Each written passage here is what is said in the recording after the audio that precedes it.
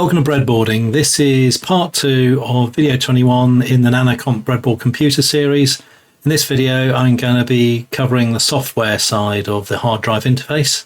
So in the previous video, you'll have seen that we added an IDE interface using a fairly modern SATA drive with an IDE adapter, which does a SATA to IDE adapter. And what I'm going to do in this video, I'm going to cover in a bit more detail the programming interface to IDE drives and the software that I developed to test this. So the reference information that I covered in the previous video, so this is based on the Lee Davison design, but there's also a lot of useful documentation from Phil Ruffton on this link here as well. I've also included references to the draft IDE ATA ANSI standard. This came along quite a number of years after IDE drives first appeared on the market.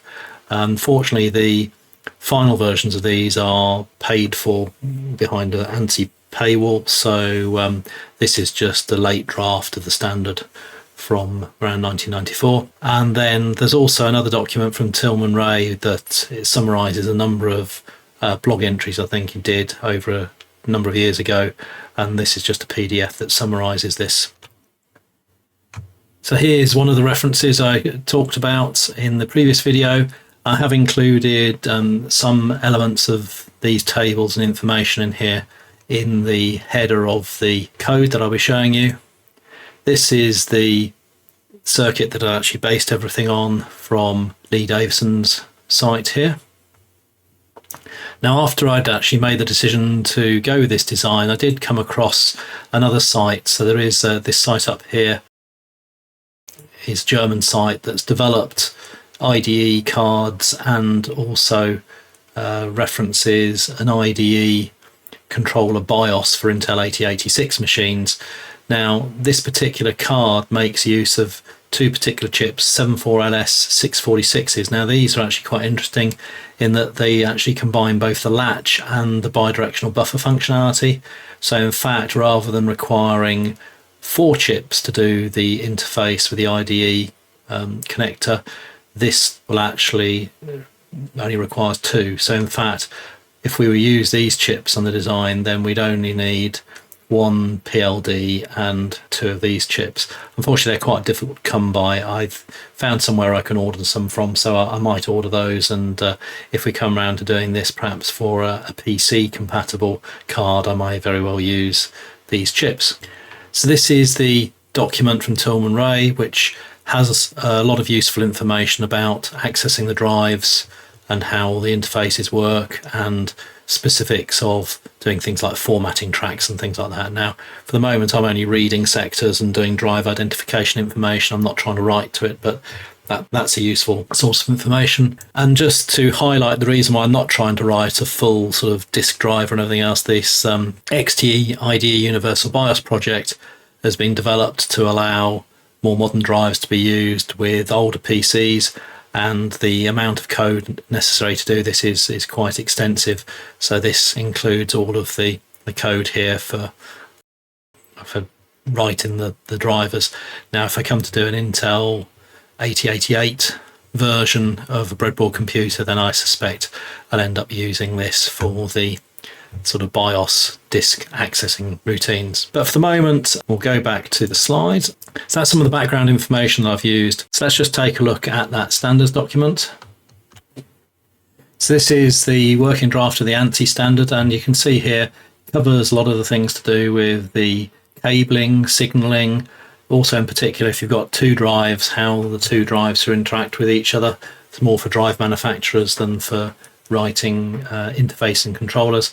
Includes all of the signal descriptions and then all the various registers and all of the values and things in the registers. Now, this sort of information obviously arrived many years after the first IDE drives were in use, so I suspect that getting access to this information was more tricky in the early days of dealing with IDE drives. So within this document, I've actually taken some sections of this along with the other references and included that in the header information of the code that I'm going to show you. So in particular, there are tables of the pin signals, for example,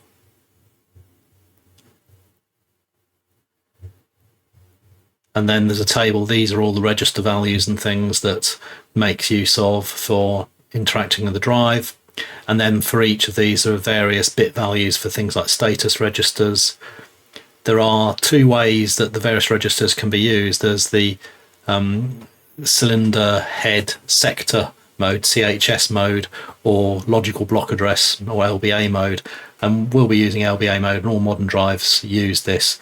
The old CHS way is very early PCs used to use that for accessing the drives. And this document includes the details of all the various registers. So the device control register allows you to do software reset and disable interrupts. The drive select register is just used for some status information, which we don't really need. But the drive head register, this particular one, is also known as LBA3, and this has the top 4 highest bits for the LBA address, but also selects which drive we want, drive 0, drive 1, and also these bits up here. When this is set to 1, this selects LBA mode. So this is something we will be needing to worry about. If an error does occur, there is a status bit for errors, and then to get the detail of the error, then we use the error register. So the information in this document is useful. It's about 76 odd pages, so I'm not going to go through it in any more detail. But when you get to the specifics of commands and things, if you're doing disk formatting and stuff like that, it includes a lot more useful information in there. So if we go back to the slide here, I've summarized the information here. So the software interface to IDE ATA drives uses 10 registers. Now the signals that it uses is a CS0 and CS1. Now those aren't really drive select, they're just a chip select signal. In the original compact Despro 386, it was chip select 1FX and chip select 3FX, and these referred to the 1FX, and the 3FX referred to the IO port ranges where these were. So these never really referred to drives. And the disk address lines A0, A1 and A2 are used. The A0 line from the CPU is used to select between the lower and the upper byte, as I explained in the previous video. We're using A4, will actually select between the CS0 and the CS1 values. And you can see down here, this offset really is the effective offset address from the base chip select from the CRTC chip. And you can see here they go up in 2s because we've got the A0 is being used to select between the least significant byte and the most significant byte. And down here we've got, this is the port that we use for the reading and writing the 16-bit data to the drive, the error register, the number of sectors to read or write in a given operation. We're generally just using this to be set to be 1. And then these registers here can either be run in the CHS mode or in LBA mode. We're using LBA, and this is basically a 28-bit number broken down into 8-bit values. The 8-bit values need to be the little endian format, and so in fact the first byte when we're writing to these registers needs to be the value that we want in here. Then the status register is we use quite a lot to poll and see what's going on. This register will clear any pending interrupts, whereas the 1C device control register and status register will not affect interrupts. And when I was first troubleshooting early versions of this, I found that I was having problems and I needed to use one or the other. I suspect that was more related to the other adapter cards I was using. Now I've been using the StarTech card, I haven't really had these sorts of issues. So CS0 and CS1 are not used to select between the drives. Most of the registers just use a CS0 value, and the drive select bit is bit 4 in the LBA head register. That actually selects between the drive 0 and drive 1, or in the master and slave in the traditional terminology.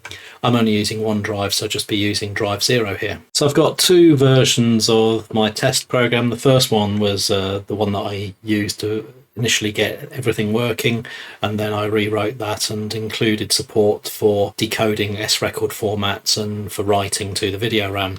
So let's have a look at the first one.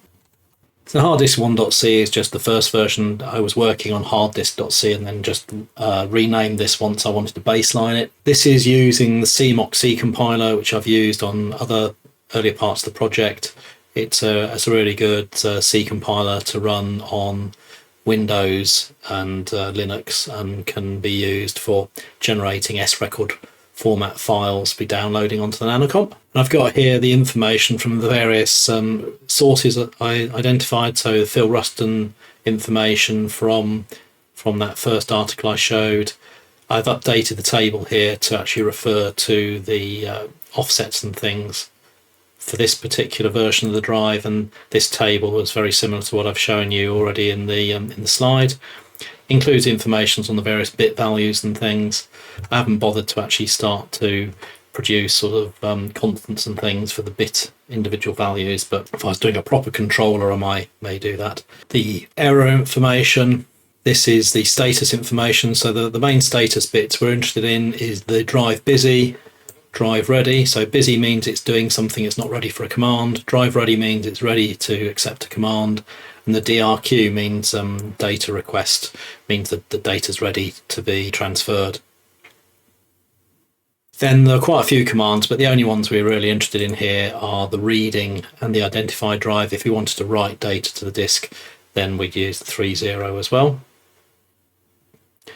Now the identify drive command gives you 512 bytes of information about the drive, and the standard defines what each of these 16-bit words should include. So the first word includes all sorts of information about whether it's a tape drive, a disk drive, fixed disk, and sectoring or various other things. Then there's various other parameters to do with cylinders, heads, bytes per track, etc., etc., serial numbers, and the model number. So what we'll be looking for is to see, can we get the disk model information out of this area. And then these are the procedures that were included in Phil's site that indicate that to get the drive ID, we make sure busy 0, ready is 1. Then we select which drive we want, so drive 0. Send the drive ID command, which is EC hexadecimal. Wait until busy is 0 and DRQ is 1. Check the error flags, then read 256 16-bit words from the data port. Similarly, for reading a sector, very similar, make sure busy 0, ready is 1. Tell the drive which sector we want and how many sectors to transfer, so that's generally going to be 1. Then we issue the read sector command, which is 20. Wait until busy 0 and DRQ is 1. Check the error flags and then read the data. And we don't need to worry about writing to the drive at the moment. So it's fairly straightforward. This is based on a test program I was using for some of the video stages of the project. So hard coded some of the details in here for the file. So I know the file size, the number of sectors, and the starting sector address. Here we've got individual pointers set up for each of the registers. So I can just reference the values in the ports, either by reading or writing to these pointers here. We're using the serial output routine to do debugging, so I just collect these in files and things, makes it easier to consume rather than outputting to the video screen. So doing some of the initialization and palette initialization for the video card. In the early stages, when I was just testing the disk controller without any disk attached, I was just using these commands to send various bit combinations out to the port to check that the values are going out and also later coming back in again correctly. Now in general, this read status, check to see if the error bit is set, and if the error bit is set, then reading the error byte. This appears a lot of the time. I could obviously make this a lot more efficient by including a nested procedure to call here, but I was just trying to get this working. So it's not the most efficient way of doing things, but it's fairly straightforward to see what's going on. So in general here, what we're doing, we're waiting for the busy and ready to be available. Then we're identifying which drive we want. So we're setting the LBA3 or the drive head register. We're actually telling it that we want to use LBA mode and we want to have drive 0. This line here I was using for testing when I thought I might have had the wrong drive when the earlier controllers weren't working properly. Then the device control register, which is one of the few chip CS1 registers, we're turning off interrupts and giving the software a reset. Then we turn reset off and still keep software interrupts turned off. And then we're checking the status and seeing if there's any errors and things like that. So as I was initially developing this, I was finding I was getting quite a few errors and things coming back from the other controller cards that I was trying to use, the SATA to IDE converters. So this is where we do the drive ID command. So we just actually send the EC command to the IDE command port. We then check the status until such time as the busy is no longer set. And in fact, when this comes back, it should also have the DRQ bit will be set as well, which I believe is like 8. Part of the 8 is in the byte value. And then we've got the reading in blocks of 16. We just read the words from the IDE port and then dump those out into the serial debug log. So once we've done that, then again we wait for the status. We're now setting the number of sectors to return to be 1. Checking the various status values, we're now going to set the LBA value. So what we have to do is to take our absolute sector value and break it down to its component 8-bit parts. So the least significant byte, in fact, needs to then be rotated to become the first byte in the word. And LBA1, we can just mask out the other values. We only need the most significant byte is actually already in the correct place to send it out. Then LBA2, we then actually have to take that and rotate it into the right position to put it into the corresponding little endian space for writing to the port. Then for the moment, the LBA3 is just set at 0 because we're only accessing the first couple of thousand sectors. We didn't need to use this. Now in the next version, I have actually got the correct conversion of the absolute sector into that LBA3 value. So once we've done that, what we can then just do then is to send the read command. So you can see here, this is then the read command. And once we've checked the status of the read command, we can then wait until it's ready for returning the data. Once the data is ready, then we just read the 16-bit word of IDE data and output that in chunks of 16. So that's all that was doing. It took quite a while with the various adapters. Once I got the StarTech adapter, things got working very quickly, but I probably wasted a week or more trying to get the other adapters working. So actually have a look at the test output for this particular one.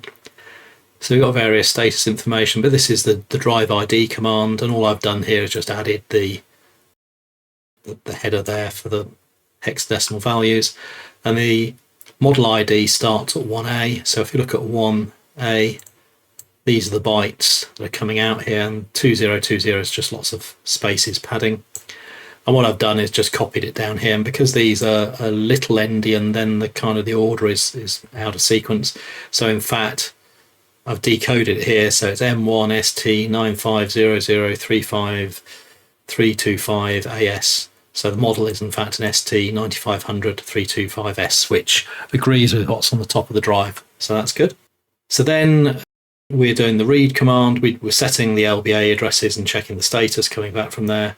Then we do the read command, and you can see here it was busy. The status returned is busy, and then the 8 value is set, which is DRQ. So once it gets that, then it returns. Now all I've done here is included the first 2 rows of the SRecord file just for comparison, and then here we've decoded the first line coming back, so that's S1. So if you have a look, it's S1 06 40 00, and we can see here that the corresponding information is up here, and then the checksum is B9.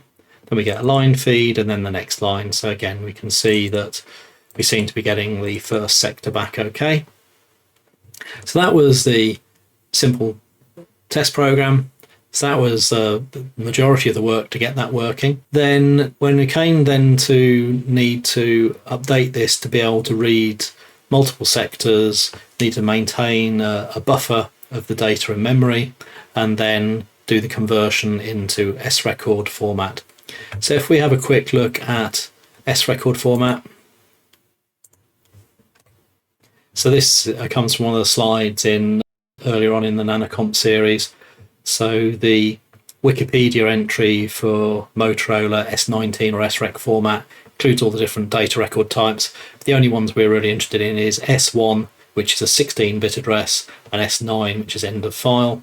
And so this includes S1, the count, 2 ASCII characters for the count of the bytes, including the address and the checksum, then a 4-character value for the 16-bit address in hex, then the data, which is generally the count minus 3, and there's then 2 characters for each byte of data. Then finally the checksum is the sum of all of the values, whether it be the count, the address, and the data, individual byte values, and then we just take the bottom 8 bits of that and complement it, so invert the bits. So the S-record format's fairly straightforward, and in the original Nanocomp monitor, then I had done the code for doing the loading of the S-record files in the Nanocomp monitor, so I went through this and worked out how to basically reproduce a lot of this logic actually in here to process the S-record file. So let's go and have a look at the second version of the test software. So the headers up here is all the same. What I should say is the disk controller uses the CRTC address decoder. And if I just show you in KiCad, so this is the design. If we go into select the Y3 IDE enable, so this is the CRTC address decoder output. And if we go all the way up here, we can see where this comes from. So up here is the CRTC address decoder. So we have the Y6 output coming out of there. Then the reason why this is saying Y3 IDE is what Y6 is being used for. And when we look at the value here, this is the higher level address enable that's actually coming from the Y3 output from our main decoder there. So that's why we have our Y3 IDE. So that is allocated to D700, as we see here. And in fact, in the header file, all I've done is define IDE port is now D700. So all this information is the same as what I had in the other file. I've tidied this up a little bit. We're now using a 512 byte buffer rather than words. We've got, again, the file size, file sectors, the absolute sector and the current sector. Because the first thing we do is increment the current sector, then I'm just setting that to be 1 less. Our ports and things the same. All I've done now is taken out some of the drive initialization code is now all in there. So resetting the drive, setting LBA mode and selecting drive 0. Again, the drive identity information, so the EC command for drive ID, this is now in its own procedure as well. All of the setting the LBA required sector and the sector count, so this is normally set to 1, but the setting the sector address is now done in this procedure here. Again, this is not the world's most efficient way of doing things. And read sector basically just sends the read sector command and then checks for the status. Then I have a small routine here to convert a hexadecimal character into an integer, which is used as part of the decoding of the S-record hex values. And where most of the file access logic is in the get file byte. And what this does is maintains a buffer of 512 bytes. If we've exhausted the current buffer, then what it does is says if we haven't got to the end of the file or the end of the sectors, then add one to the sector, set the LBA sector value, read the sector, and then in this loop what it then does is for all 512 bytes or 256 words, it goes through reading the IDE data, then it takes the first byte that it gets, which is the least significant byte in little endian, and puts that into the first 8 bits in that input buffer. Then it takes the most significant byte and puts that in the next one. And see here, we're effectively decoding the little endian format as we put it into here. So if we haven't run out of buffer, then all that happens is, as long as we haven't got to the end of file, then what it does is gets the current byte position out of the buffer and puts that in the return value. and then adds one to the buffer byte position. And obviously once it gets to 512, it will then read the next sector and populate the buffer from that until we get to the end. Get hex byte is a helper routine that is used by the S record, and all this does is gets 2 characters from the buffer and converts the 2 characters into the hexadecimal byte value. So it returns a byte value from there. And then this is the main routine that does everything. So we've got, again, the video initialization, initialize the drive, checking for errors, get the drive ID information, set the initial LBA sector, initialize the graphics into high color graphics mode. So this means as we load the data into the video RAM, then we should see some activity. Then this loop basically continues until we either get to the end of the file or we find an S9 record. Now generally we should always find an S9 record before we get to the end of the file. And then what the original Nanocomp S record loop does is looks for capital S and will carry on processing bytes until it gets a capital S. Once it gets a capital S, it then assumes that the next byte should be either a 1 or a 9. If it isn't a 1 or a 9, then basically it sort of logs an error. So if it's a 9, we set the 9 record is found and then we exit the loop. But if it's an S1 record, then what we then do is go through the whole processing of the S record line. So we need to maintain the checksum, the memory address of where the data needs to be stored, how many bytes we've got, how many bytes of data we need to handle. So we get the byte count in binary value, we add it to the checksum. The next byte will be the most significant byte of the address. We add that to the address, rotating it into the right position. We then add it to the checksum, get the next byte, which is the least significant byte of the address, add that to the address, add it to the checksum. We need to reduce the byte count by 3 because we've already done 3 bytes there. Then we go into this loop that basically says, get the next byte, add it to the checksum, update the pointer to the data where we're saving this to, and then set the address to be the value of the byte, and then reduce the count and increase the next address. So this basically processes each line and outputs the data to the corresponding address specified on the line. And then finally, at the end of all of the line, we then get the file checksum, which will be the value that's on the end of the record here. So you can see that is the file checksum there is B9. Then we calculate the checksum, we mask off, we just mask off the bottom 8 bits and then invert it with a complement. Then if the checksum is not the same, then we log an error. Now, when I was having some of the problems with the pull-up resistors and things, then I was getting probably every sort of 8th or 9th line may have had a checksum problem. So we were getting problems with some of the bit values being lost. So the pull-up resistors seem to have solved that particular problem. So once you've processed all of the data, that will have written all of the video digital analog converter palette values to the 4000 address range, and all of the image data itself will have been written to the paged video memory starting at 8000. And then once that has finished, what it will do is copy all of the palette information in the 4000 range and write that to the CRTC palette address and color values. So basically what this does is takes the red, green, blue values and put this in the color palette. And at that point in time, we should then see that the DOOM image then appears as we expect. So let's just have a look at the test here. It's not quite as much information here.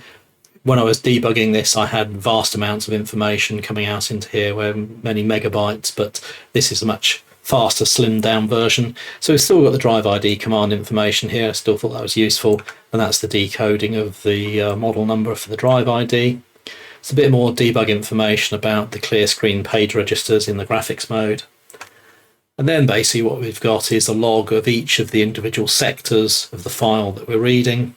So all those sectors, and that's obviously then at that point in time is also converting that from the S record format and writing that to the corresponding area. Then it's detected the S9 record for end of file. Then we've done the load VGA palette, and then that should have resulted in us getting the Doom image appearing on the Nanocomp. So if you have a look, we were then getting this particular image then coming up on the Nanocomp. So that's the software side and the talking to the IDE drives, how to actually communicate with them. As I've shown there, the XT IDE BIOS that exists for legacy IBM PC products indicates that to do all of the disk accessing software for this is a major project. I certainly don't intend to do very much more on this. I don't really want to try and write my own 6809 disk operating system. I have seen some of the examples out there, and those normally require more RAM and more ROM than we've got. We probably would have to do a paged RAM and ROM model, which we probably could do, but I don't intend to do that at the moment. I want to perhaps focus on trying to get a breadboard PCXT compatible in the coming months. So I certainly hope to plan to try and start that sometime in November. We've shown there that we've got a hard disk interface for the 6809 breadboard computer working. We've been able to read data from the drive and send it to the screen. In the next video, what I'm going to be looking at doing is trying to fix some of the SNO or the graphics interference that we get when the CPU updates the video RAM. This is similar to the sort of SNO that the IBM CGA adapter used to get, and I hopefully will be able to reduce, if not eliminate, that interference. I'll also, in the meantime, I'm rewriting the Nanocomp monitor in C, and the reason why I'm doing that is in the early stages of the Intel 8088 breadboard computer, I'll still probably try and use the LED display and keypad that I've used in a Nanocomp. Using C to do the monitor will allow me to get it working on the Nanocomp first, and then see if I can switch that over to get working on the 8088 platform. So that's be coming hopefully this side of Christmas. So thanks for watching. If you found this interesting and useful, please hit subscribe and hit like. Thanks for watching.